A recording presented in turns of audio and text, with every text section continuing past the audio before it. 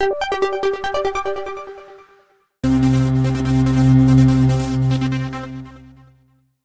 बच्चों, कैसे हो? उम्मीद करती हूँ कि आप बहुत अच्छे होंगे।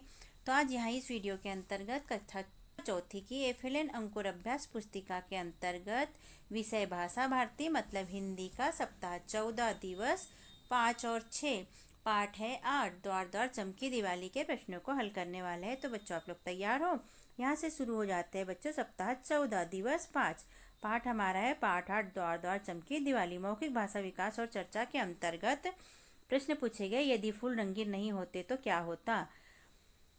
तो फिर सारे फूल इतने सुंदर नहीं लगते। तितलियां जैसे तुम्हारे पंख होते तो तुम क्या करते? हम खूब उड़ते और खूब मजे करते। ये मौखिक प्रश्न है जो आपके टीचर आपसे पूछेंगे और आपको उन्हें उत्तर देना पड़ेगा। आपके चेहरे फूलों जैसे रंग बिरंगे हो जाते तो सोचो क्या होगा? ज़्यादा अच्छे नहीं लगते मेरे विचार में। आपके विचार में क्या है बताइए। आपके चेहरे रंग बिरंगे कौन कौन से अवसर पर होते हैं? तो ये होते हैं होली पर। और हमारे चेहरे रंग बिरंगे होते तो हम एक दूसरे को पहचान नहीं पाते।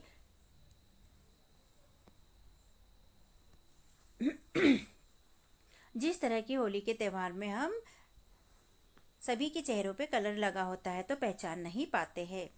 पठन बोध के अंतर्गत पढ़िए। पाठ्य पुस्तक के पृष्ठ क्रमांक 51 पर पठन अंश गली गली से लेकर पूरा पढ़ते हुए हमें जाना है चमकी दिवाली तक को पढ़िए। तो लिखित भाषा विकास के अंतर्गत प्रश्न नंबर पहला, पाठ्यांश गली गली से पूरा चमकी दिवाली तक में से आ और ई की मात्रा वाले शब्दों को छांटकर लिखे। तो उत्तर में हम लिखेंगे बच्चों आ की मात्रा वाले शब्द मचा हुआ, धड़ाका, आता, लाता, फटाका, मालाएं और द्वार। ई की मात्रा वाले शब्द हमने लिखे बच्चों बड़ी की मात्रा वाले गली, मिठाई, ऐसी, सजी, दीप, डाली, चमकी और दिवाली।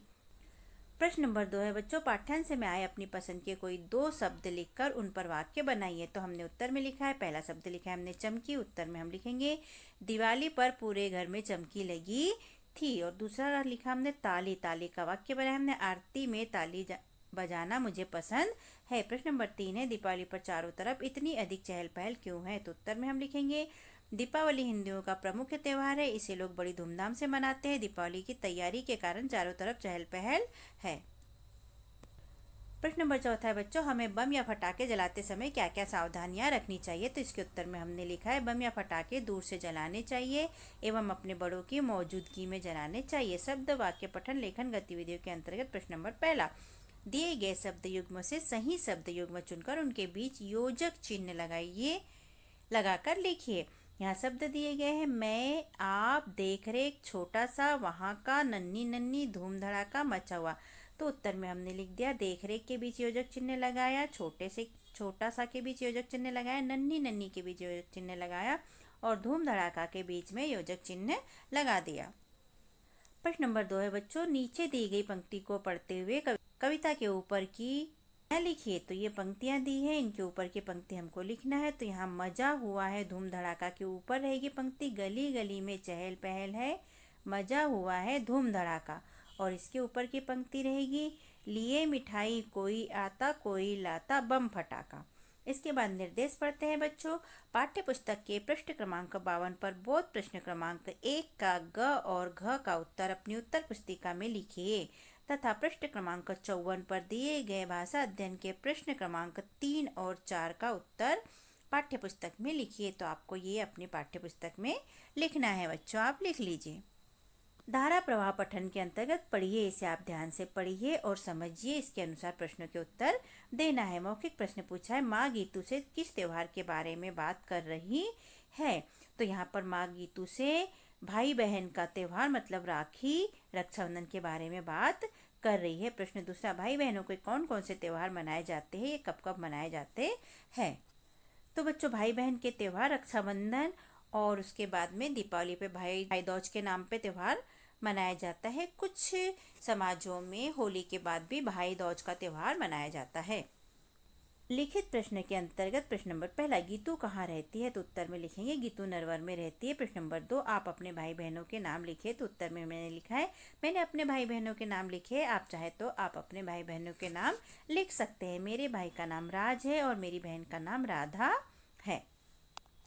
स्वतंत्र अभ्यास के अंतर्गत स्वतंत्र लेखन सूची के अनुसार नाम लिखिए। यहाँ पर भाई बहन के नाम लिखना है, पड़ोसी के, मित्र के, मामा मौसी के और ताऊ चाचा या बुआ का नाम लिखना है। तो यहाँ पर मैंने अपने रिलेशन वालों के नाम लिखे, रिश्तेदारों के नाम लिखे। आप चाहे तो आप अपने भाई बहन, पड़ोसी, मित्र, मामा मौसी और चाचा ताऊ बुआ के नाम लिख सकते हैं। तो यहाँ देख लेते हैं।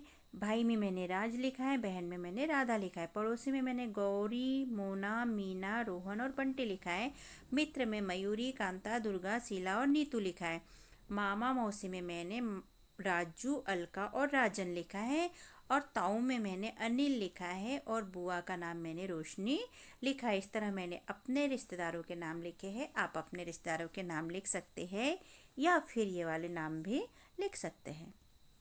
स्वतंत्र पठन के अंतर्गत साइन बोर्ड को पढ़कर नीचे दिए गए प्रश्नों के उत्तर लिखिए। ये साइन बोर्ड है बच्चों, इसको ध्यानपूर्वक देखिए क्योंकि प्रश्नों के उत्तर इसी के अनुसार हमें देना है।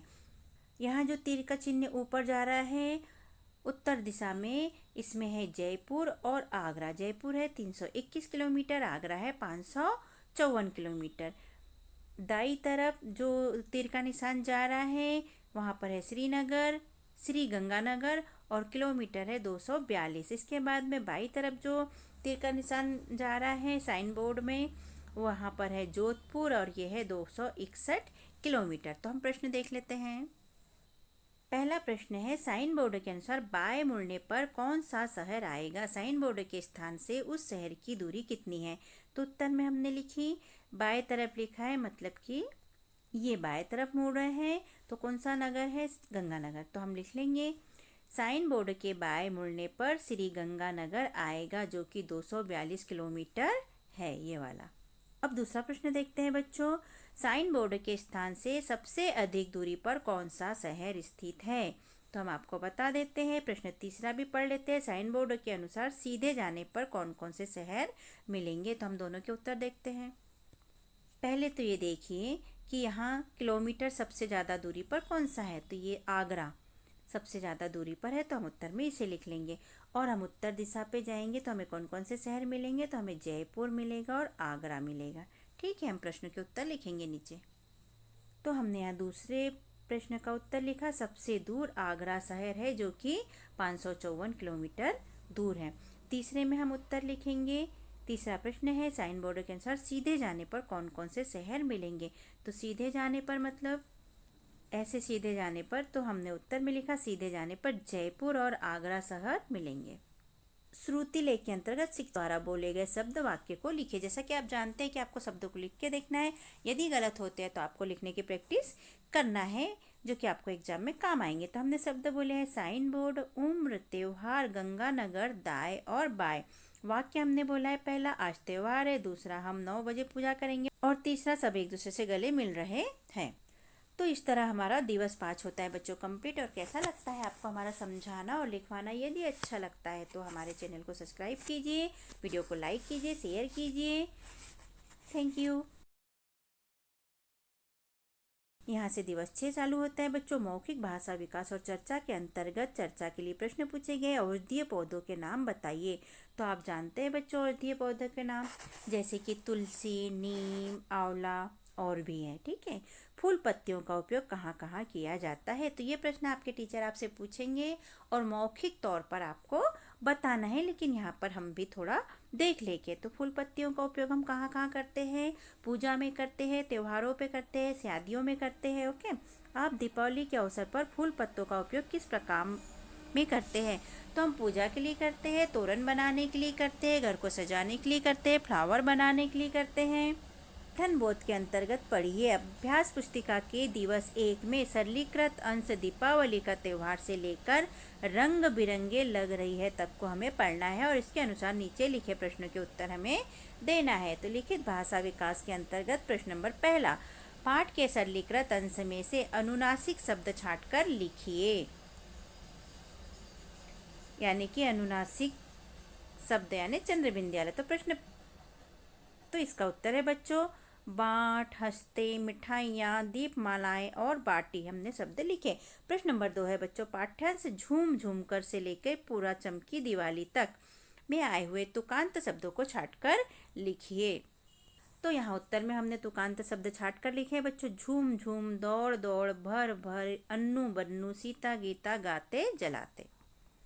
प्रश्न नंबर 3, हमें बम या फटाके चलाते समय क्या क्या सावधानियां रखनी चाहिए? तो उत्तर में हमने लिखा है हमें बम या फटाके दूर से जलाने चाहिए और अपने बड़ों के साथ जलाना चाहिए। प्रश्न 4 है, द्वार द्वार चमकी दिवाली कविता की कोई 4 पंक्तियां लिखे। तो बच्चों आप 4 पंक्तियां याद कर लेना और उसके बाद में लिखना, क्योंकि एग्जाम में भी पंक्तियां लिखने को आती हैं, तो आप एग्जाम के लिए भी आपकी तैयारी हो जाएगी और आपसे गलतियां नहीं होगी। तो 4 पंक्तियां देख लेते हैं हम यहाँ। जगमग जगमग दिए जल उठे, द्वार द्वार चमकी दिवाली, खील बतासे बांट रही है अम्मा सबको भर भर थाली। तो इस तरह हमारी 4 पंक्तियां पूरी हुई। शब्द वाक्य पठन लेखन गतिविधियों के अंतर्गत प्रश्न नंबर पहला, दिए गए शब्दों में से शब्द छाटकर उचित शब्द युग्म बनाइए। यहाँ शब्द दिए हैं झूम, जैसे, वोटी और पाठ। तो यहाँ हम रोटी का लिखेंगे वोटी, झूम का लिखेंगे झूम, पूजा का लिखेंगे पाठ और जैसे का लिखेंगे तैसा। जैसे कि हम बोलचाल की भाषा में बोलते हैं ना, रोटी वोटी, झूम झूम, पूजा पाठ, जैसे तैसे। तो यही होते हैं शब्द युग्म, यानी कि एक साथ जुड़े हुए शब्द। अब प्रश्न नंबर 2 के अंतर्गत दिए गए शब्दों का सही मिलान कीजिए। तो क में और ख में कुछ शब्द दिए हैं, इनका सही मिलान करना है। तो शब्द देख लेते हैं बच्चों। रक्षाबंधन, ईद, दीपावली, होली और क्रिसमस। और ख में दिए हैं रंग गुलाल, सेंटा क्लॉज, सेवैया, राखी और फुलझड़ी। तो मिलते जुलते शब्द हम इसमें से या त्योहार से जो एक दूसरे से मेच खाते हैं उन शब्दों को मिलाना है। तो रक्षाबंधन से राखी मेच करता है, ईद से सेवैया मेच करता है, दीपावली से फुलझड़ी, होली से रंग गुलाल और क्रिसमस से सेंटा क्लॉज मेच करता है। और हमने सही जोड़ी बना दी है। धारा प्रवाह पठन के अंतर्गत पढ़िए, इसको आपको पढ़ना है बच्चों और इसी के अनुसार हमें प्रश्नों के उत्तर आगे देने पड़ेंगे। तो आप इसे पढ़िए और समझ के साथ पढ़िए, आराम से पढ़िए, ठीक है। समझ के साथ प्रति मिनट पढ़े गए शब्दों की संख्या आपको यहाँ पर लिखना है। आप घड़ी चालू करिए और 1 मिनट में देखिए कि आप कितने शब्द पढ़ पाते हैं, उनकी संख्या यहाँ पर लिख लीजिए। प्रश्न नंबर पहला है, समाचार के अनुसार आग किस दिन और किस जगह लग गई थी? तो उत्तर में लिखेंगे समाचार के अनुसार दिन था रविवार सुबह और जगह थी चाय की दुकान, सिर गोवर्धनपुर स्थित रविदास मंदिर के पास मेला क्षेत्र, ये वाला, ठीक। चाय की दुकान और रविवार सुबह लगी थी आग। अगला प्रश्न है बच्चों, आग से संबंधित दुर्घटना होने पर हमें क्या क्या करना चाहिए? तो उत्तर में हमने लिखा है आग से दूर हो जाना चाहिए, फिर तुरंत फायर ब्रिगेड और पुलिस को फोन करना चाहिए। स्वतंत्र अभ्यास के अंतर्गत स्वतंत्र लेखन, अपने पसंदीदा त्यौहार पर 5 पंक्तियां लिखिए। जैसे मैंने बताया था बच्चों कि दीपावली और होली मेरे पसंदीदा त्यौहार में से आते हैं। आप यहाँ अपनी पसंद का त्यौहार लिख सकते हैं। मैंने दिवाली पर 5 पंक्तियां लिखी है। पहली है दिवाली दीपों का त्यौहार है, दूसरा दिवाली को दीपावली भी कहते हैं, तीसरा है दिवाली पर आंगन में रंगोली डालते हैं जो कि मुझे बहुत पसंद है, चौथा है घर को फूल मालाएं व लाइट से सजाते हैं, और पांचवा है दिवाली पर नए कपड़े व मिठाइयाँ मिलती है जो कि बड़ा मजा आता है। स्वतंत्र पठन के अंतर्गत दिए गए स्लोगन को पढ़िए और प्रश्नों के उत्तर दीजिए। पहला स्लोगन है, ये दूसरा है तो पढ़ लेते हैं। हिलमिल कर त्योहार मनाए, खुशियां चारों ओर फैलाए, नहीं प्रदूषण का करे कोई काम, सुरक्षित भारत स्वच्छ हो ग्राम। देखते हैं प्रश्न क्या पूछा है। प्रथम 2 पंक्तियां क्या संदेश दे रही है? मतलब कि ये 2 पंक्तियां क्या संदेश दे रही है?